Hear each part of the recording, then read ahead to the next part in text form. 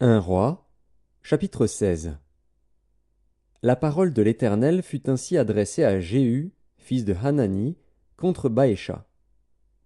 Je t'ai élevé de la poussière, et je t'ai établi chef de mon peuple d'Israël.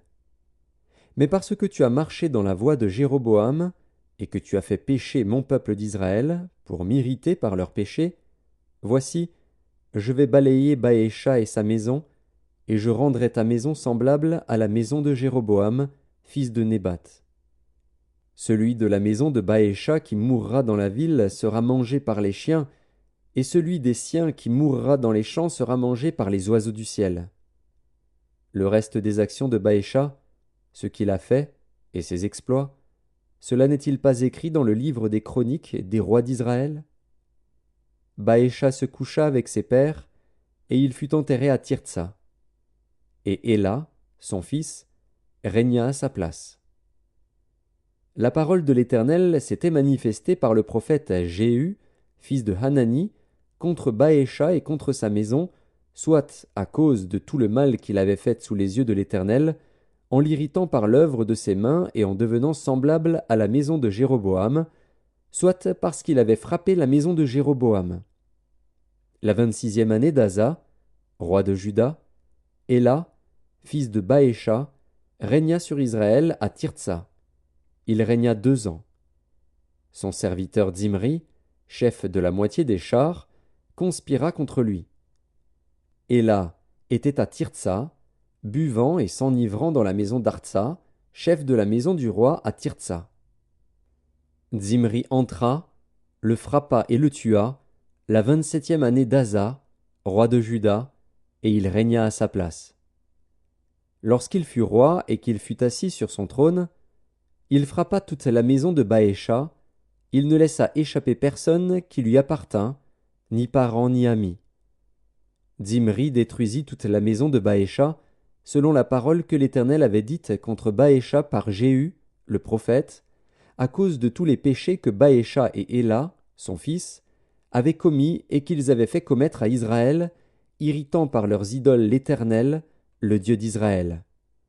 Le reste des actions d'Éla, et tout ce qu'il a fait, cela n'est-il pas écrit dans le livre des chroniques des rois d'Israël? La 27e année d'Asa, roi de Juda, Zimri régna 7 jours à Tirtsa. Le peuple campait contre Gibéton, qui appartenait aux Philistins. Et le peuple qui campait apprit cette nouvelle. Zimri a conspiré, et même il a tué le roi. Et ce jour-là, tout Israël établit dans le camp pour roi d'Israël Omri, chef de l'armée.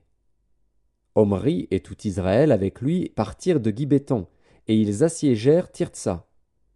Zimri, voyant que la ville était prise, se retira dans le palais de la maison du roi, et brûla sur lui la maison du roi. C'est ainsi qu'il mourut, à cause des péchés qu'il avait commis en faisant ce qui est mal aux yeux de l'Éternel, en marchant dans la voie de Jéroboam, et en se livrant aux péchés que Jéroboam avait commis pour faire pécher Israël.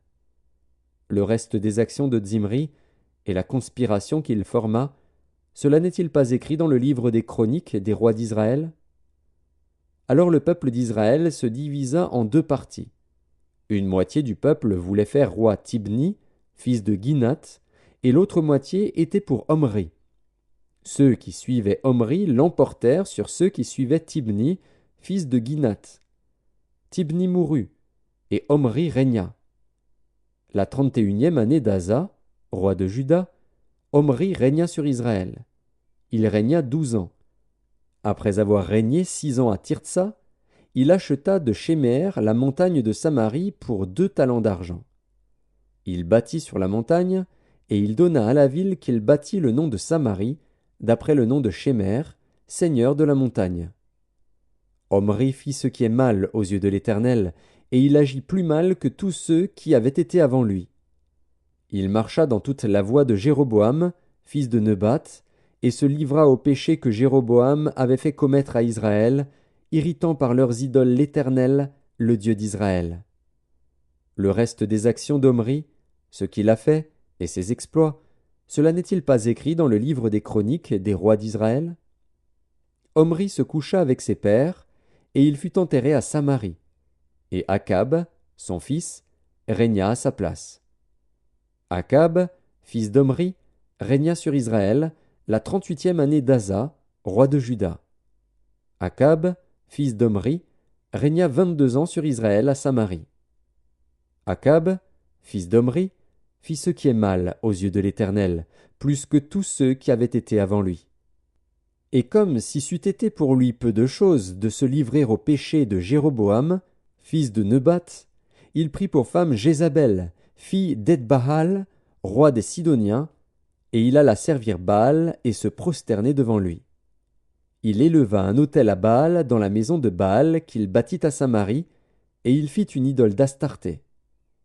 Akab fit plus encore que tous les rois d'Israël qui avaient été avant lui pour irriter l'Éternel, le Dieu d'Israël. De son temps, Hiel de Béthel bâtit Jéricho. Il en jeta les fondements au prix d'Abiram, son premier-né, et il en posa les portes au prix de Ségub, son plus jeune fils, selon la parole que l'Éternel avait dite par Josué, fils de Nun.